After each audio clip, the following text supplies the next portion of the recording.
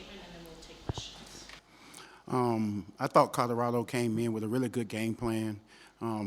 Everybody in the country is doing the same thing to us. We got 6 players, so they're getting out in transition. Either they're pressing us or they're trying to run on us as much as possible. And it was a good game plan. War's down, I thought we had a really good fight that first quarter and thought we were on pace to do what we need to do. Second quarter kind of got away from us, and that was the game. You can't have a bad quarter. The one thing I thought that they really did good was moved the ball and played in transition, got transition shots and kept us in a scramble position. When they didn't get layups, they were able to now make us defend for the entire shot clock sometimes. Their points in the paint was the difference, I thought, in the game. Number 2, getting downhill. I thought after they got their number of threes, 7, and I thought we made about 5 or 6 of them. We were kind of even in that category, but it's the points in the paint and the rebounds. I thought they really did a really good job of that. This group here that we have is just really resilient, and you're going to keep fighting no matter what. We're supposed to maybe get one more player back, so we'll have 7, hopefully by next week. She's coming back from a broken nose. But again, there's going to be an adjustment with her playing with a mask, trying to feel that out too. So, but again, we're going to keep fighting each and every day. But hats off to JR and what she's doing with her injured kids as well. Coach, do you think they use the altitude to their advantage? And obviously, getting out in transition, they like to wear teams out. Do you think that wore your team out? Just like Most definitely.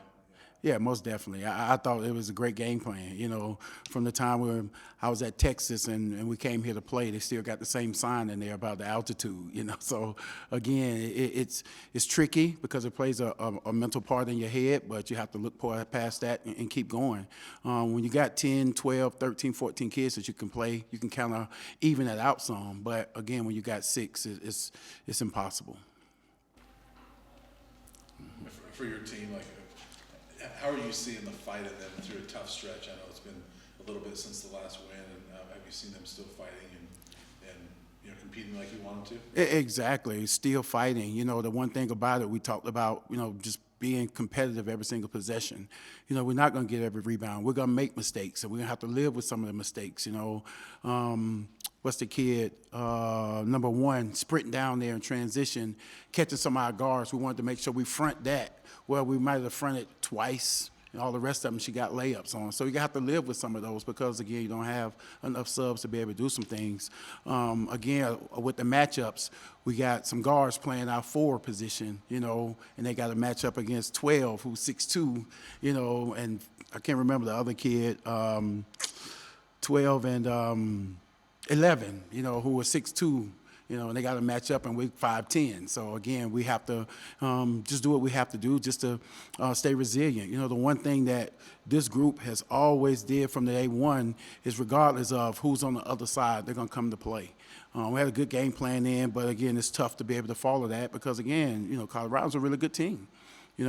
Again, we took K-State to the last 4 or 5 minutes of the game. I think they beat them. It's just they're really good, especially when they have all their players. But today, their bitch kids, shout out to them. They came and played hard. I think the bottom 4 kids who averaged like 10 or 11 points together had over 60 points tonight because, again, they took advantage of the opportunity. And that's what you want to be able to see in a team like that.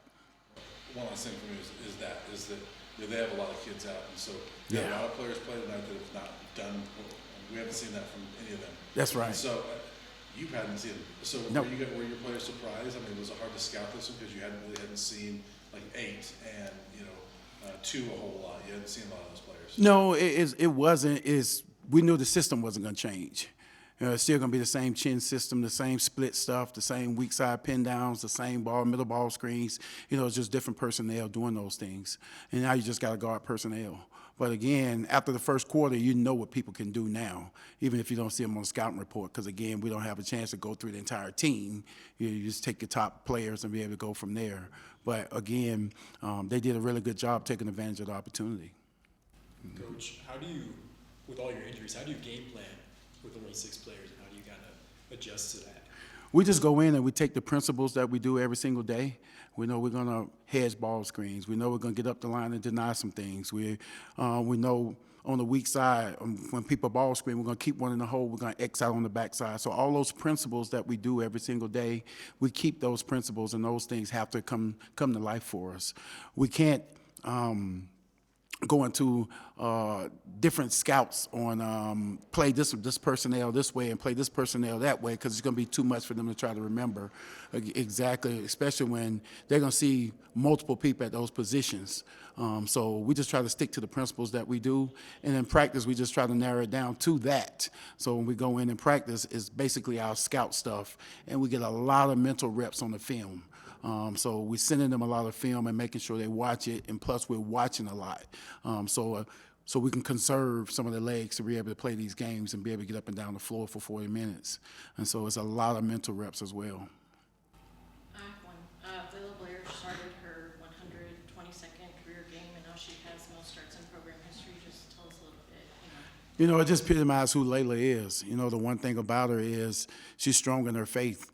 And when you have a strong faith, it can take you places that no other place can be able to take you. That's the one thing that we try to pride our program on, is just our faith, and we're a family. And the thing that we do every single day, you know, just like everybody else, and you pray and do all those things. But again, we add those things to every single thing that we do. Whether we're getting on the bus, off the bus, getting ready to travel, over meals, locker room, every single thing. So again, everybody understands that faith is what drives us. And so Layla epitomizes that. And, you know, it's just a testament to her hard work that she's put in this program. She's not only the second or third in points scored, she's first in three-point field goal made. She's first in minutes now. You know, so again, she's consistent. That's the thing that we love about Layla. Thanks, Coach. Thank you, Coach. Thank you, guys. I appreciate it. Good luck the rest of the way.